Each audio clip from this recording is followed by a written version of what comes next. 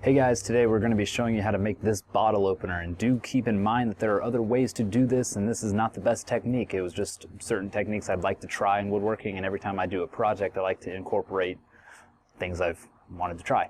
So just showing you a few other models and designs I've done. This one's just made out of a piece of basswood and uses a nickel as an opener, so it can be really simple if you want to.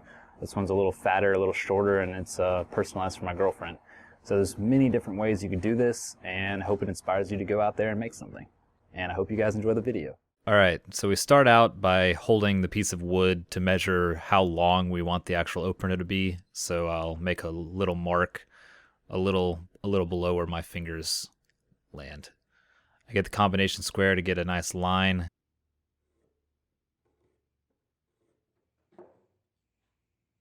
What you want to do is measure how tall a standard bottle cap is, and then make sure that you make the notch to where the bottle cap will actually fit in.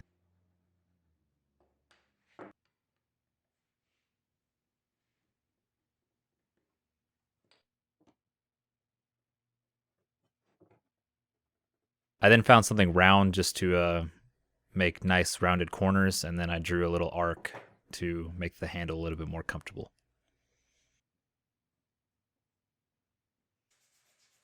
Here's the general shape, and I also show that you need to make sure that the washer fits in there and has room for a screw.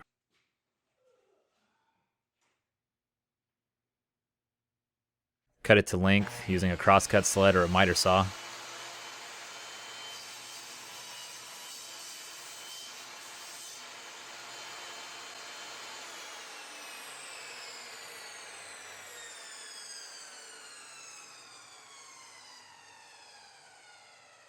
I then use the bandsaw to cut out the little notch where the bottle cap will actually be resting to open it.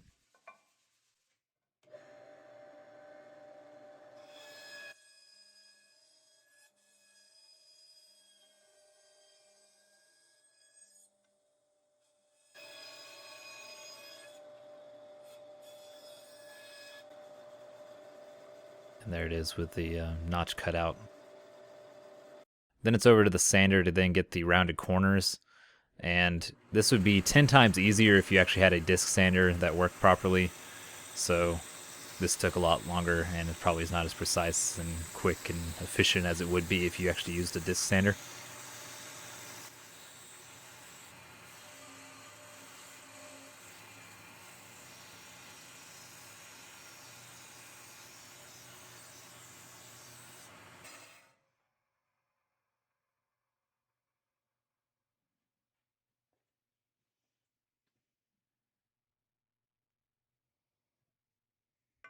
To cut out the curve, my bandsaw is not really suited to do the curve work, just to cut out the handle, so I'm using a technique I heard about on Reddit to make curves, where you cut down to the line that you've drawn on the curve. So you see here I'm making many cuts all the way down to the line that I penciled in earlier.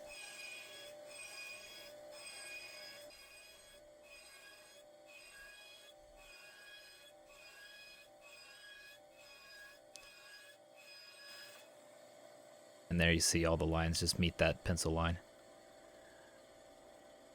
I then popped it in the vise and then chiseled out the waste. And a pro tip here, make sure you actually sharpen your chisels, because it would have been a lot better and a lot cleaner if this chisel was sharper.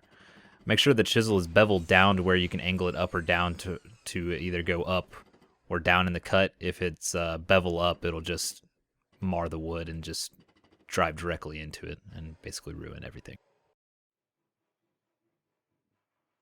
Talking about not having the proper tools, sanding out this curve would have been 10 times easier if I had a spindle sander, but I don't, so I'm using this sander again and end up cutting a little bit too deep. So I'll have to go back here soon and basically use a rasp to finish up the curve on the handle.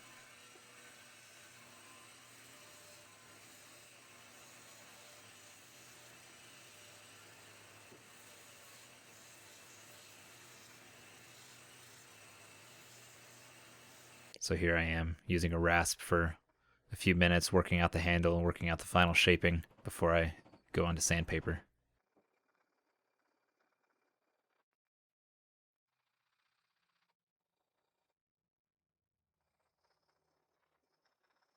I started with 100 grit sandpaper, went to 220, and then all the way up to about 1000. Here I'm drilling a hole for the lanyard. Then I'm pre-drilling the hole where the washer will be.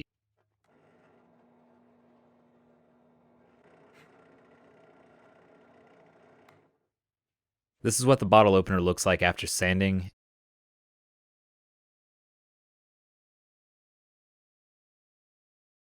And for the finish, I use tung oil.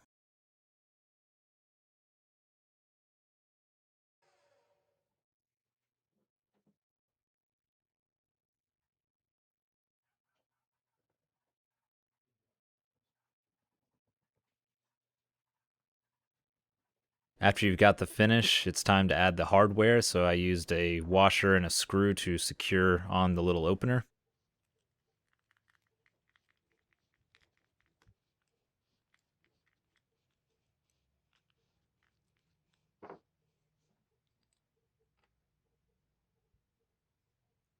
And then to finish it off, I used a piece of leather to make a little strap for it.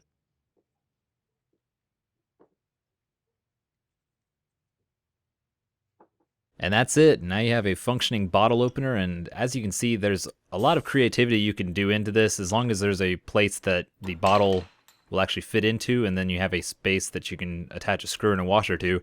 You can use just about any other shape for the rest of the bottle opener. It works perfectly. I hope you guys enjoyed this video. Hey everyone, hope you enjoyed that video. Hope it inspires you to go out there and make something.